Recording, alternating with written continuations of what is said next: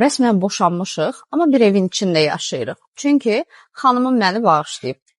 Əslində isə hər dava vaxtı mənimlə yenidən dalaşır, məni yenidən evdən qovur və problem sanki bitməmiş kimi yenidən alovlanır.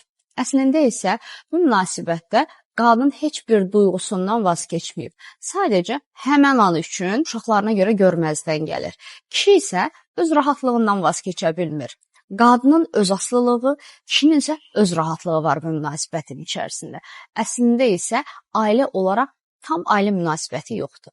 Sağlam kişi-qadın ünsiyyətindən artıq vəziyyət çıxıbdır.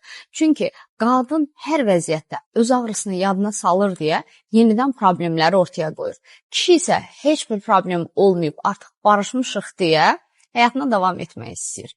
Bu ailə həyatı əlbəttə ki, çəkinilməz bir işgəncə kimi olur və toksik münasibət olaraq davamlı davam edir. Vəziyyəti düzəltmək mümkündürmü? Bəli, mümkündür. Burada əsas olan qadının qırıldığı nöqtəni birbaşa sakit formada oturub danışmaqları, bu məsələni necə həll edəcəklərini bilməli.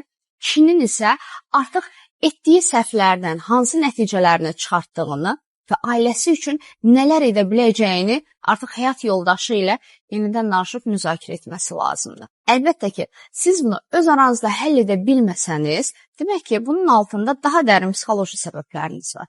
Hansı ki, daha dərin kompleks kimi özünü göstərir. O zaman ailə terapiyasına yazılaraq bunu mənimlə, mənim otağımda yalnız məxfi olaraq tamamilə həll edib yenidən xoşbəxt ailənizi qura bilərsiniz.